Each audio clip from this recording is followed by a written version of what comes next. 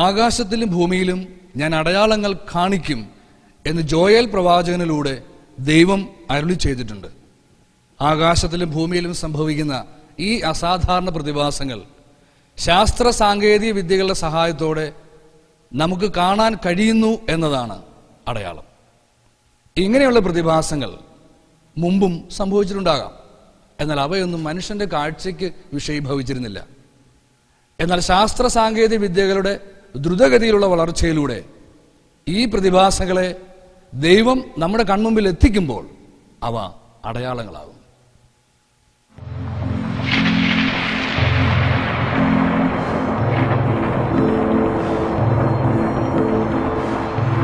സൂര്യനിലും ചന്ദ്രനിലും കൂടെ കൂടെ സംഭവിച്ചുകൊണ്ടിരിക്കുന്ന പ്രതിഭാസങ്ങൾ കാലത്തിൻ്റെ അടയാളങ്ങളാണ്. ഈ അടുത്ത കാലത്ത് സൂര്യനിലുണ്ടായിക്കൊണ്ടിരിക്കുന്ന ശക്തമായ സോളാർ സുനാമികളിൽ ചിലതിൻ്റെ ദൃശ്യങ്ങൾ.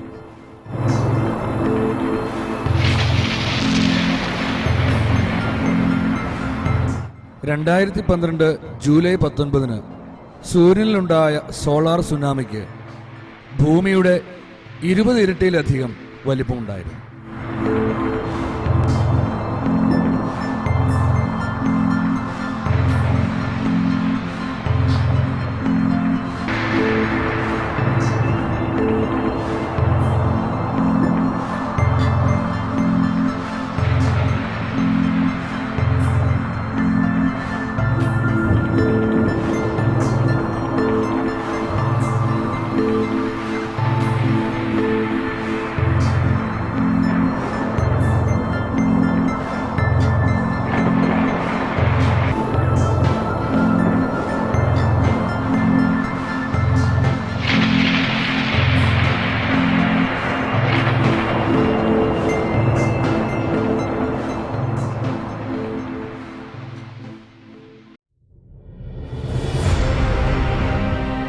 ഏകദേശം 40 കിലോയോളം ഭാരം വരുന്ന ഉൽക്ക ചന്ദ്രോപരിതലത്തിൽ പൊട്ടിത്തെറിച്ച ദിവസങ്ങളാണ് നാസ പറഞ്ഞത്.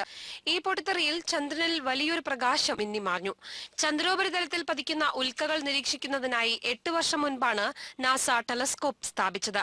നാളിതുവരെ രേഖപ്പെടുത്തിയ 300ഓളം സ്ഫോടനങ്ങളിൽ വെച്ച് ഏറ്റവും വലിയ ഉൽക്ക സ്ഫോടനമാണ് ഇതെന്ന് നാസ വെളിപ്പെടുത്തുന്നു. ചന്ദ്രനിൽ കാണപ്പെട്ട വെളിച്ചം ഏറെ ശക്തമായിരുന്നുവെന്നും ആ സമയത്ത് ചന്ദ്രനെ നോക്കുന്നവർക്ക് ടെലസ്കോപ്പിന്റെ സഹായമില്ലാതെയും അത് കാണാനാകുമായിരുന്നുവെന്നും ശാസ്ത്രജ്ഞർ പറയുന്നു. നാസ പുറത്തുവിട്ട ഈ ദൃശ്യങ്ങൾ വിസ്മയം ഉളവാക്കുന്നവയാണ്. Science desk, India vision.